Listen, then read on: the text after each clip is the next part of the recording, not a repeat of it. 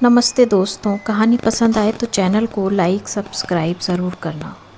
Paying guest house की मालकिन मालती ने जैसे ही देखा कि दिवाली की रात अमृता के कमरे में बत्ती जल रही है, वह चौंक उठी। बाकी सब लड़कियां अपने घर चली गई थीं, लेकिन अमृता वे धीरे धीरे उसके कमरे में पहुंची और स्नेह से बोली, अरे अमृता, सब लड़कियां दिवाली मनाने घर चली गईं, तुम क्यों नहीं गई? तुम्हारे ऑफिस में भी तो छुट्टी होगी। अमृता ने ज़बरन मुस्कान ओढ़ते हुए जवाब दिया, नहीं आंटी, बस मन नहीं था जाने का। कोई ख़ास बात नहीं, मैस बंद हो गया है तो बाहर खा लूँगी, चिंता मत कीजिए। लेकिन चेहरे की उदासी, आँखों की चुप्पी और आवाज़ की कपकपी सब कुछ कह चुकी थी। मालती ने उसके पास बैठकर उसकी पीठ पर हाथ रखा। बेटा, हम सब अब एक परिवार की तरह हैं।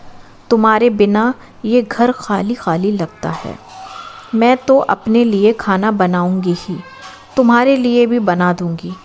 चलो साथ खाएंगे, लेकिन अगर तुम्हारे मन में कोई दर्द है तो मुझसे मत छुपाओ। माँ समझो मुझे, शायद मैं तुम्हारी कुछ मदद कर सकूं। उस एक छुअन में जो ममता थी, वह बरसों से जमी पीड़ा को तोड़ गई। अमृता की आंखें नम हो गईं।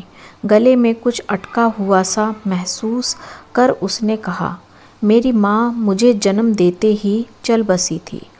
मौसी ने पाला, पर कभी मुझे अपना नहीं माना। हर बात पर सुनना पड़ता कि मैं अपशगुन हूँ, जिसने माँ को छीन लिया। पापा मौन रहे। उन्होंने मुझे हॉस्टल में डाल दिया, शायद ताकि मैं मौसी के तानों से दूर रहूं। अब नौकरी है, लेकिन घर नाम की कोई जगह नहीं है जहां लौट सकूं। मालती ने उसे गले लगाते हुए बस इतना कहा, अब ये घर तुम्हारा है और मैं तुम्हारी माँ। अमृता सिसकते हुए सोचने लगी, कभी कोई अनजान इतना अपना भी हो सकता है। 6 महीने पहले की वही शाम याद आ गई, जब वह पहली बार दिल्ली आई थी। अजनबी शहर, अजनबी चेहरे और उसे अजनबीपन में एक आत्मीय आवाज़ ने कहा था, बेटा तुम बीमार लग रही हो, पास ही मेरा घर है, चलो तुम्हें तुम्हारी पसंद का खाना बनाकर खिलाती हूँ। उस समय एक अनजान पर यकीन करना कठिन था, लेकिन दुकानदार की सच्ची गवाही और मालती के स्नेह ने उसे मजबूर कर दिया। उस दिन की मुलाकात जैसे दोनों के जीवन में एक नई शुरुआत बन गई। अमृता ने ही सुझाव दिया था कि क्यों ना ऊपर की मंजिल को लड़कियों के लिए खोला जाए, और देखते ही देखते वह पेइंग गेस्ट हाउस एक घर बन गया, जिसमें 10 लड़कियां थीं। हंसी थी, अपनापन था, और एक मालती थी जो सबके लिए माँ जैसी थी। मालती का स्नेह बंटता नहीं था, हर लड़की की तबीयत, पसंद, तकलीफ़ का उन्हें ख्याल रहता, पर अमृता को उन्होंने हमेशा एक अलग स्नेह से देखा। एक बार फिर दिवाली की रात, जब सभी लड़कियां अपने घरों में थीं, अमृता और मालती एक दूसरे का सहारा बनी थीं। अगले दिन अमृता के पापा मिलने आए। हमेशा की तरह कमरे में ना आकर उसे नीचे बुलाया, लेकिन अमृता जब ड्राइंग रूम के पास पहुंची तो अंदर से आती आवाज़ ने उसके कदम रोक लिए।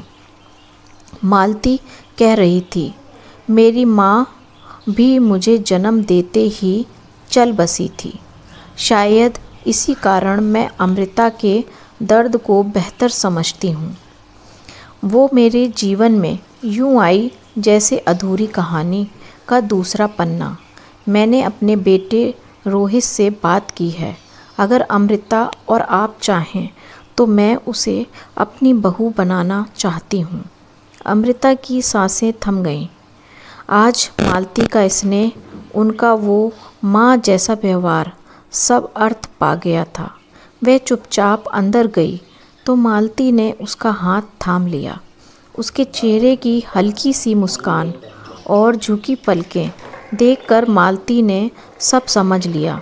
वे बोली, अब तक तुम एक अतिथि की तरह इस घर में आई, लेकिन अब मेरी बहू बनकर मेरी दुनिया में उजाला भर दो। अमृता की आंखें भर आईं। वह उनके पैरों की ओर झुकी तो मालती ने उसे उठाकर सीने से लगा लिया। मैंने माँ को तो नहीं देखा आंटी, लेकिन होती तो आप जैसी ही होती। पीछे खड़े अमृता के पिता की आंखों से भी आंसू बह चले। एक बेटी का जीवन जिसे वे हमेशा डर और तानों से बचाते आए, आज सच्चे मायने में एक घर और एक माँ पा चुकी थी। इस बार की दिवाली सिर्फ दीपों की नहीं, दिलों के रोशन हो जाने की थी। ये कहानी आपको कैसी लगी मुझे कमेंट करके ज़रूर